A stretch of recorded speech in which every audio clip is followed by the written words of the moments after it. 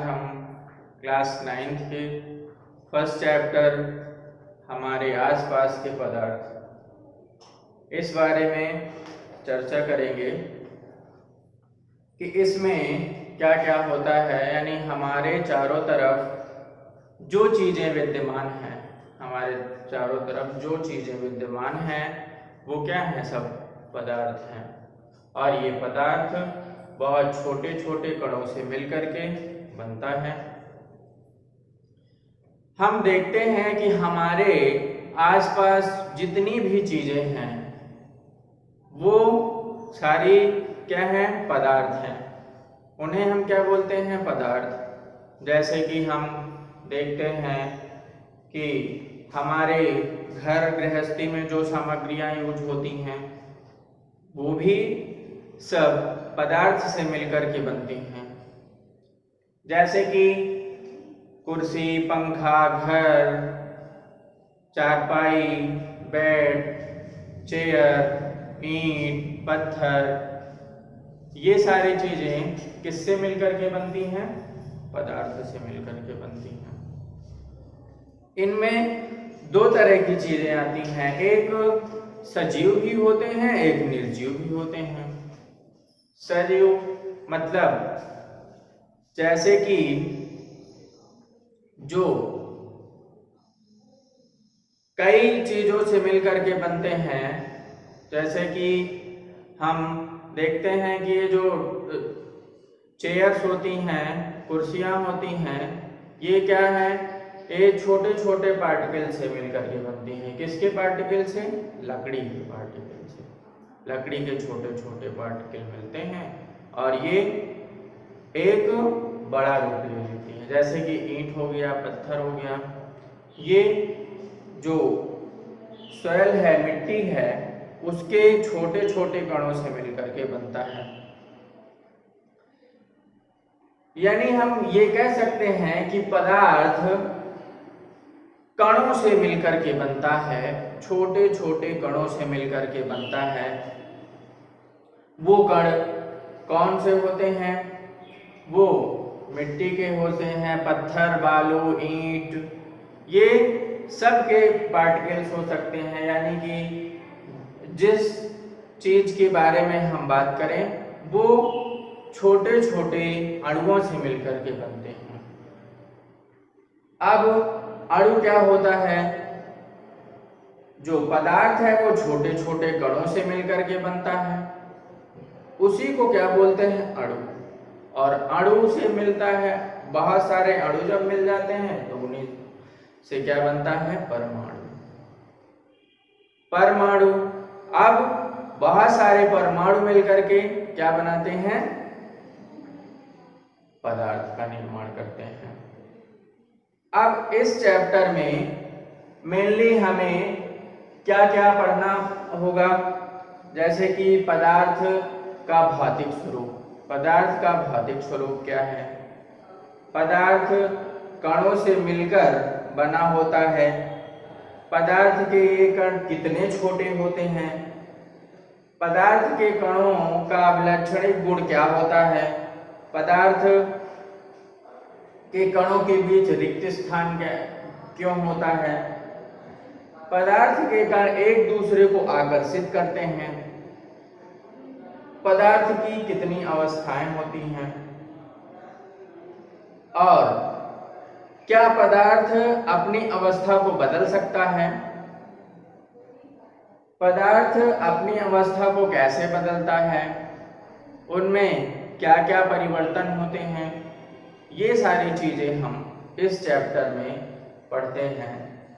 तो सबसे पहले हम ये जानेंगे कि पदार्थ जो होता है वो छोटे छोटे कणों से मिलकर के बनता है। और हम ये कह सकते हैं कि पदार्थ की जो परिभाषा है,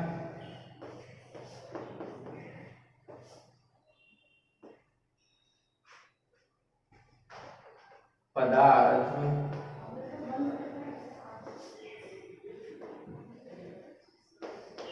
छोटे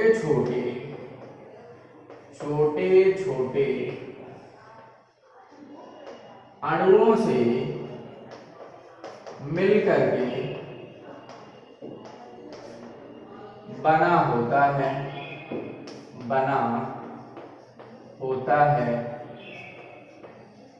जिसमें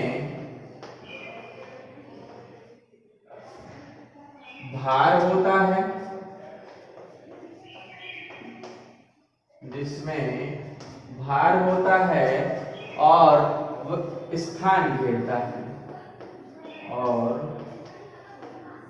वह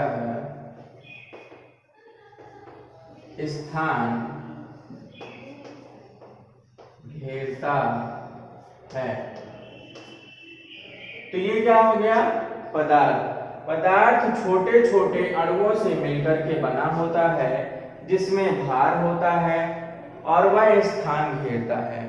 यानी उसमें क्या होता है, कुछ ना कुछ भार होगा और वो स्थान घेरेगा, तो हम उसको क्या कह सकते हैं? उसको क्या बोलेंगे? पदार्थ।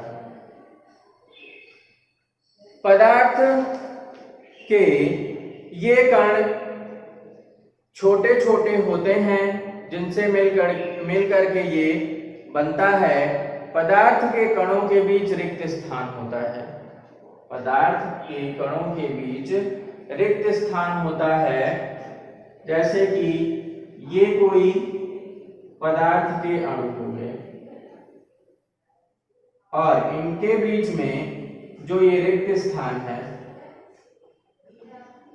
ये क्या होता है? इसमें आकर्षण होता है।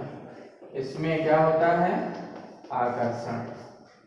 ये एक दूसरे को क्या करते हैं? अट्रैक्ट करते हैं, एक दूसरे में अट्रैक्ट करते हैं। ये क्यों अट्रैक्ट करते हैं? इनमें कौन सा बल होता है? अंतराण्विक आकर्षण बल। इस बल के कारण ये एक दूसरे को आकर्षित करते हैं। अब ये आकर्षण अलग अलग होता है। कैसे? पदार्थ की हमारी कितनी अवस्थाएं होती हैं? 3 अवस्थाएं होती हैं। पदार्थ की कितनी अवस्थाएं होती हैं? 3। वो कौन कौन सी? ठोस, द्रव और गैस। तो ठोस, द्रव और गैस, इन तीनों में ये जो आकर्षण होता है ये बहुत कम होता है। ये आकर्षण ठोस में कम, द्रव में उससे ज्यादा, और गैस में बिल्कुल निग्लेजिबल यानी नाम मात्र का होता है। जैसे हम पदार्थ के कुछ गुणों की बात करें तो पदार्थ के जो गुण होते हैं उनमें हम देखते हैं कि पदार्थ के गुण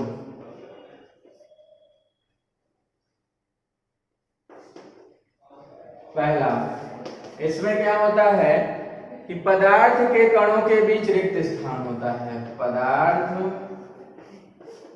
के कणों के बीच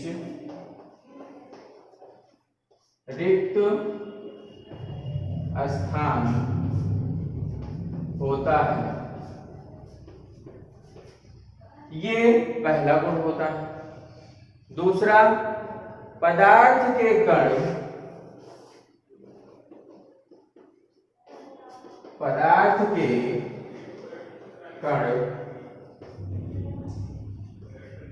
निरंतर गतिशील होते हैं। पदार्थ के कण निरंतर गतिशील होते हैं।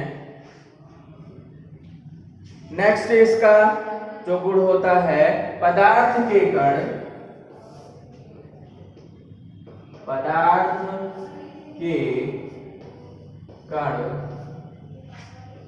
एक दूसरे को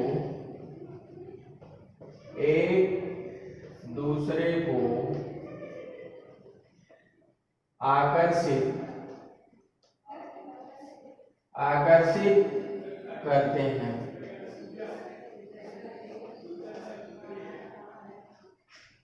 पहला क्या गुण होता है पदार्थ का? पदार्थ के कणों के बीच रिक्त स्थान होता है। पदार्थ के कण निरंतर गतिशील होते हैं। पदार्थ के कण एक दूसरे को आकर्षित करते हैं। ये इनमें 3 तरह का गुण होता है जिसको हम लोग अनुभव करते हैं, यानी महसूस करते हैं कि हम पदार्थों को जब भी यूज करते हैं तो उनमें देखते हैं ठोसों में क्या होता है, रिक्त स्थान कम होता है। पदार्थ के कण निरंतर गतिशील होते हैं। पदार्थ के कण एक दूसरे को आकर्षित करते हैं। अब हम बात करते हैं पदार्थ के कणों के बीच रिक्त स्थान की। तो पदार्थ के कणों के बीच रिक्त स्थान जो होता है वो उनकी अवस्थाओं के ऊपर निर्भर करता है। पदार्थ की अवस्थाओं के ऊपर निर्भर करता है। जो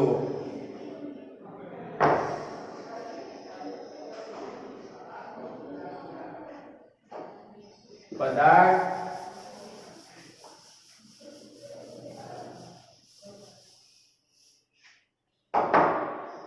पहला गुण हमने क्या देखा था कि पदार्थ के कण निरंतर गतिशील होते हैं।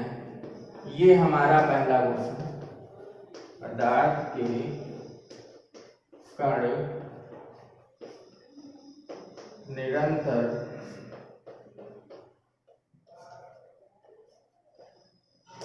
गतिशील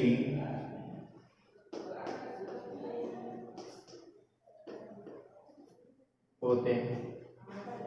ये हमारा पहला गुण था।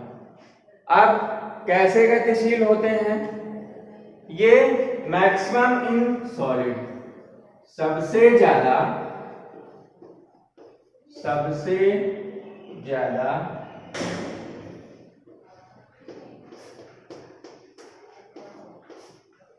गतिशीलता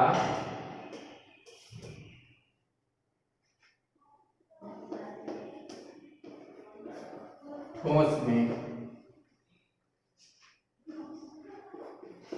ये पहला।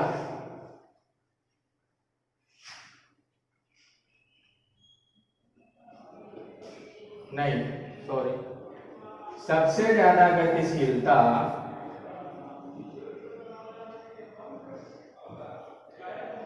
गैस में।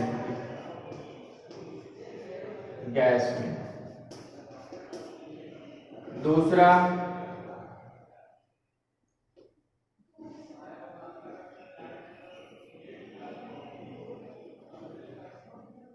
कम से कम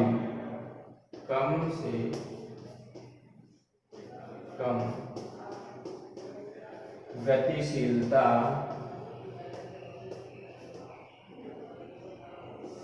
ठोस में,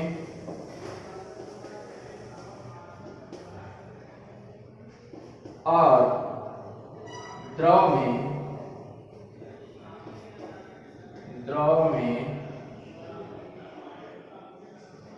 ठोस की अपेक्षा थोड़ा ज्यादा होती है। ये पदार्थ के कण निरंतर गतिशील होते हैं। इसमें सबसे पहला पॉइंट हम देखते हैं कि गैसों में गतिशीलता सबसे ज्यादा होती है। दूसरा, ठोस में गतिशीलता कम से कम होती है, और द्रव में क्या होती है, ठोस की अपेक्षा ज्यादा होती है। इसी वजह से जो द्रव होते हैं वो फ्लो करते हैं, बहते हैं। दूसरा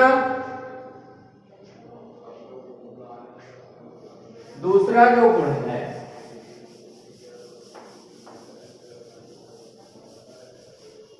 दूसरा गुण हमने ये देखा कि पदार्थों के कणों के बीच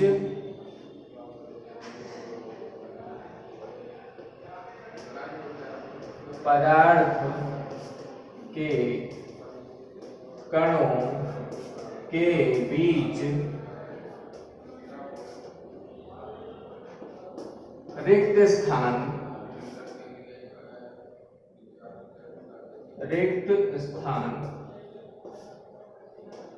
होता है। पदार्थ के कणों के बीच क्या होता है? रिक्त स्थान होता है। इसमें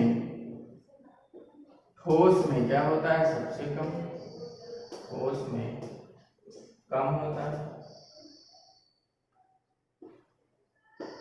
द्रव में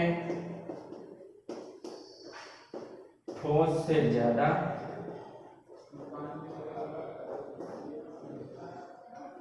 गैस में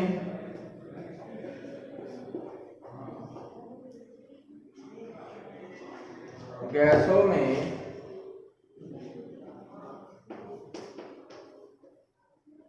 सबसे ज्यादा।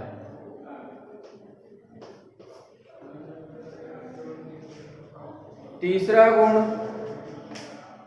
क्या होता है? ये एक दूसरे को आकर्षित करते हैं, यानी ठोस में ज्यादा आकर्षण होता है क्योंकि इसके अणु पास होते हैं। तीसरा जो गुण है इसका, पदार्थ के कण एक दूसरे को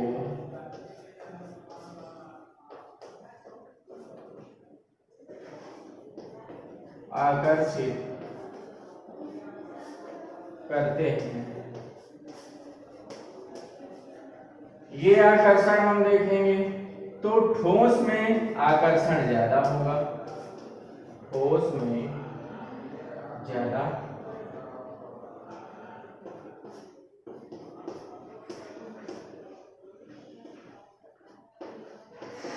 द्रव में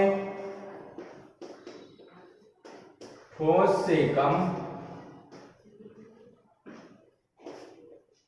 और गैस में सबसे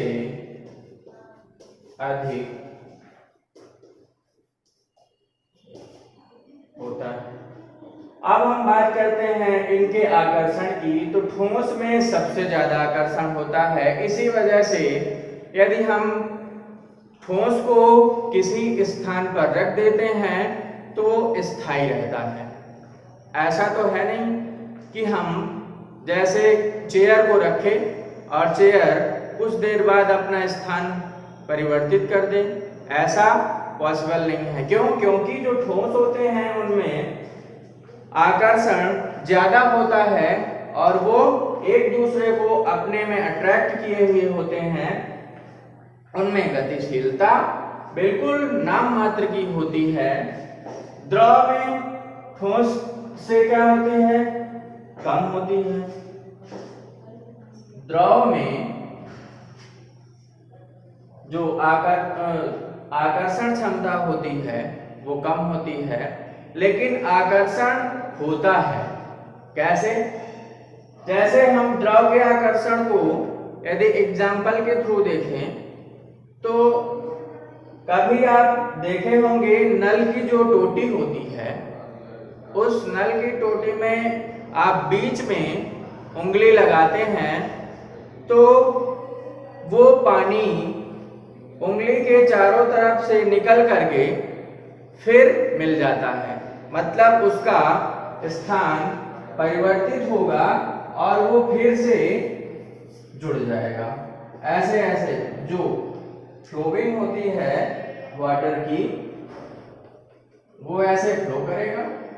यहां हमने कोई लकड़ी या कुछ लगा दिया तो ये क्या करेगा, यहां से फ्लो करेगा और फिर एक दूसरे में मिल जाएंगे। ये जो गैप है वो क्या होगा, मेंटेन होगा और यहीं से वो फिर नीचे मिल जाएगा। गैस में देखते हैं तो गैस की जो गतिशीलता होती है वो सबसे ज्यादा होती है। ये इनमें अणुओं का जो स्थानांतरण है या अणुओं की गति है उसको हम एक एग्जांपल के थ्रू और भी देख सकते हैं।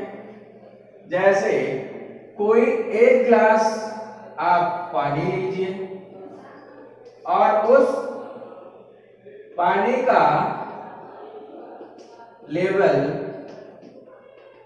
देख लीजिए। उसके बाद उस ग्लास में जब वो उसका पानी स्थिर हो जाए, पूर्ण रूप से एकदम स्थायी हो जाता है, अब हम उसमें एक इंक की बूंद को डाल दें। कुछ देर बाद देखेंगे वो जो इंक की बूंद है वो क्या होगी,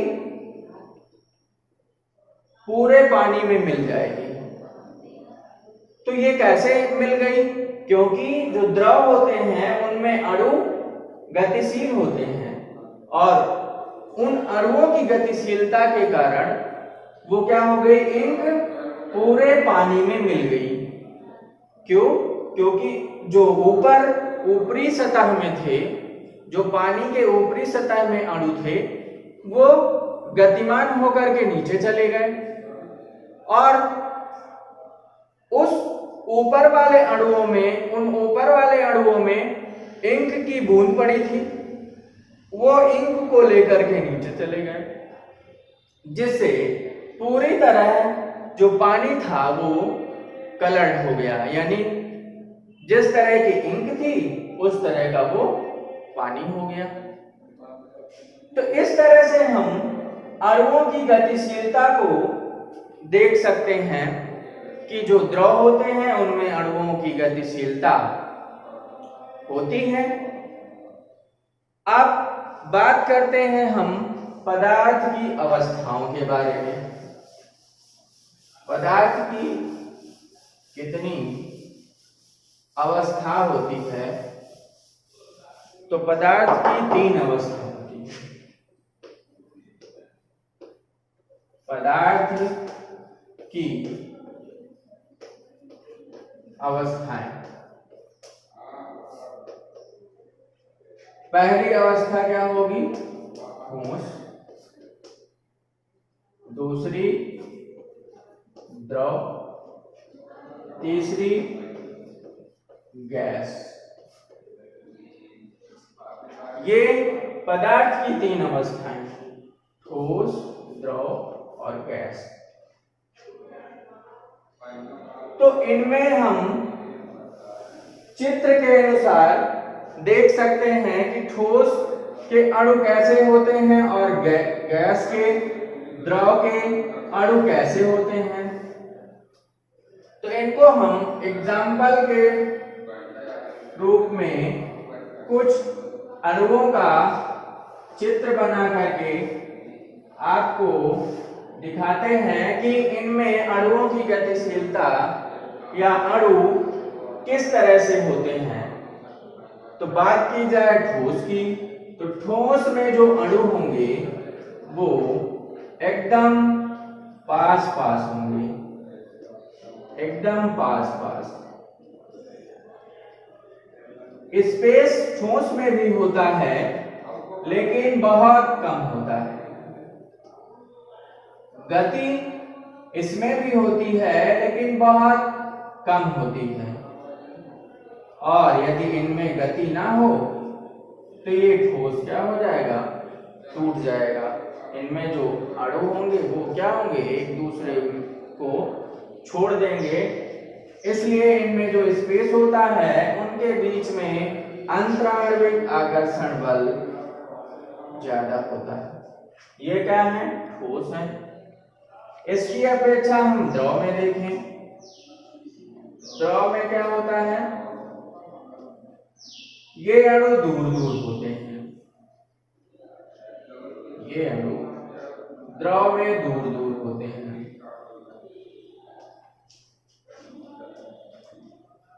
इस चित्र में दिखाई दे रहा होगा कि ये अणु में कैसे अंतर होता है। ये ठोस में देखिए, इसमें बहुत पास पास है, द्रव में उससे दूर, और गैस में तो बहुत दूर दूर होते हैं, यानी कि इनमें आकर्षण बल एकदम नाम मात्र का होता है। इसीलिए इनकी हम 3 अवस्था बांट दिए हैं पदार्थ की, ठोस, द्रव और गैस।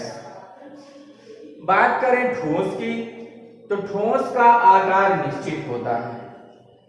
क्या होता है? ठोस का आकार निश्चित होता है।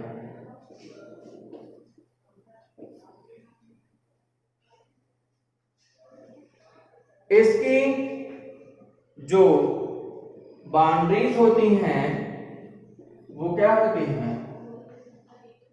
फिक्स होती है। यह ठोस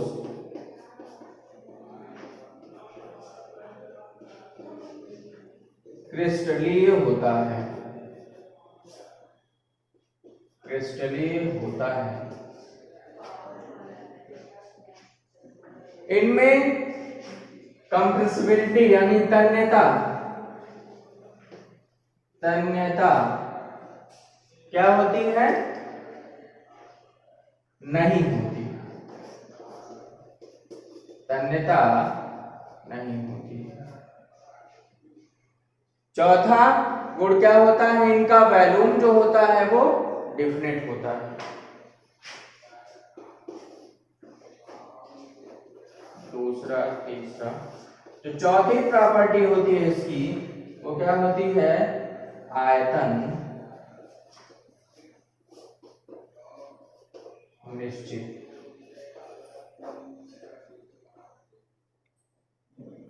अब इसमें देखिए, ठोस का आकार निश्चित होता है, ठोस क्रिस्टलीय होता है, इसमें तन्यता नहीं होती है, यानी इसको दबाया नहीं जा सकता।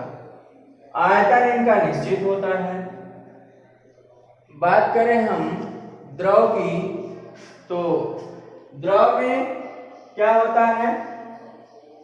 आकार इसका अनिश्चित होता है। इसका जो आकार होता है, आकार अनिश्चित, यानी इसको हम किसी भी बर्तन में रख सकते हैं। यदि बॉटल के में भर दे तो बॉटल का शेप ले लेता है, मग में भर दे तो मग का शेप ले लेता है, और टब में भर दे तो टब का शेप ले लेता है। किस लिए? क्योंकि इसका आकार अनिश्चित होता है और इनकी कोई डिफिनेट बाउंड्रीज नहीं होती, यानी ये फिक्स नहीं होते हैं, ये अक्रिस्टलीय होते हैं, अक्रिस्टलीय होते हैं। तीसरा, इसमें फ्लूइडिटी होती है, यानी ये बह सकते हैं, बह सकते हैं।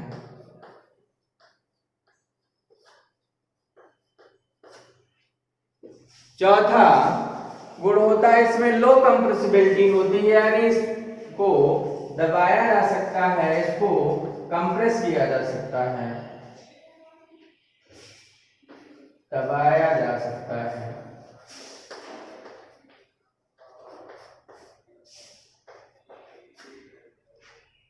चौथा पॉइंट, इनका भी जो आयतन होता है वो निश्चित होता है, यानी वॉल्यूम डिफिनेट होता है। आयतन निश्चित। बात करें गैस की, तो गैस में ना तो आकार यानी आकार एवं आयतन दोनों क्या होता है, दोनों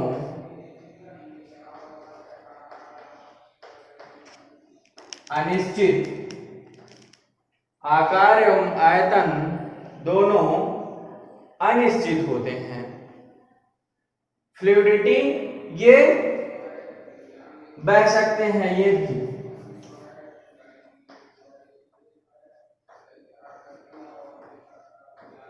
बहना यानी गतिशीलता, गतिशीलता गतिशीलता होती है। तो क्या होते हैं, बह सकते हैं। हाई कंप्रेसिबिलिटी, और इनको अधिक कंप्रेस किया जा सकता है, अधिक दबाया जा सकता है।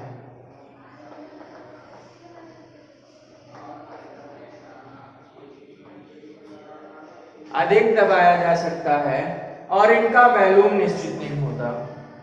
यानी हमने पहले लिख दिया, आयतन और आकार दोनों अनिश्चित होते हैं।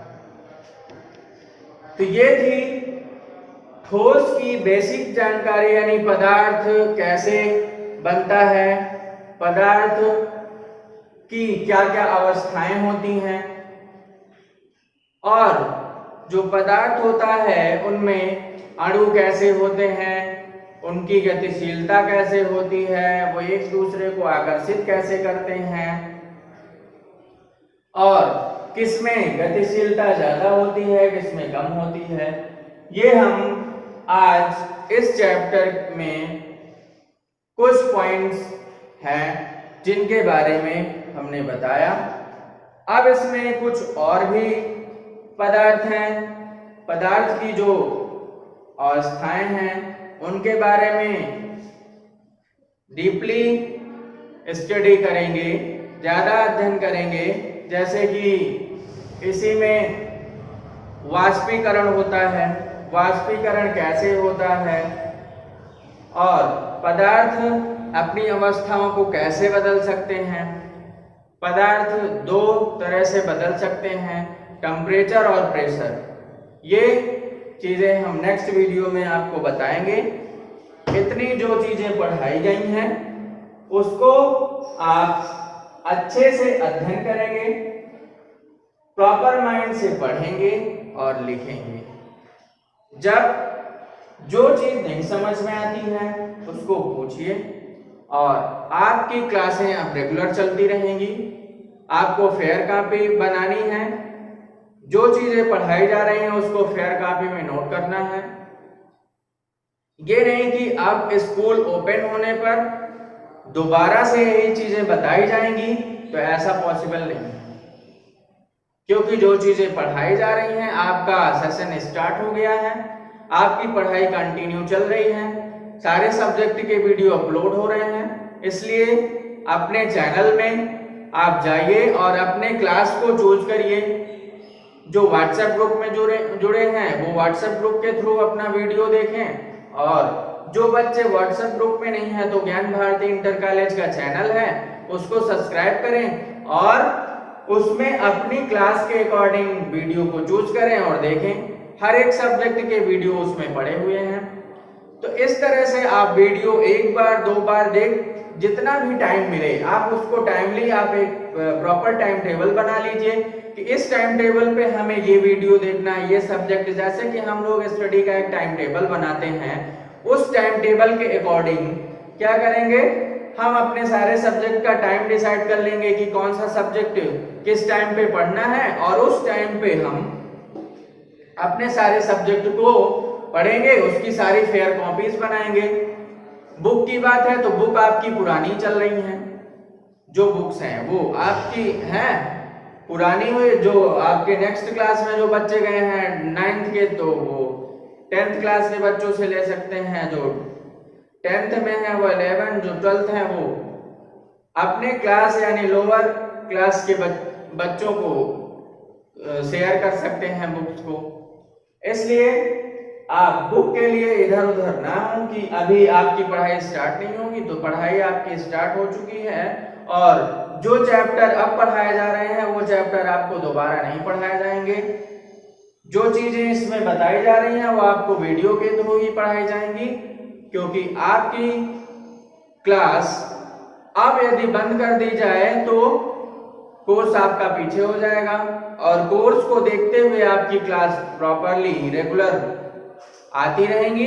इसलिए आप रेगुलर वीडियो देखते रहें, सारे वीडियो को नोट करें, जो चीजें समझ में ना आए उनको व्हाट्सएप के थ्रू मैसेज करिए या तो कमेंट करिए, जिससे हम आपकी गलतियों को समझें या आपको जो नहीं समझ में आया उसको समझा सकें। ठीक है, तो आज के वीडियो में इतना ही। Thank you.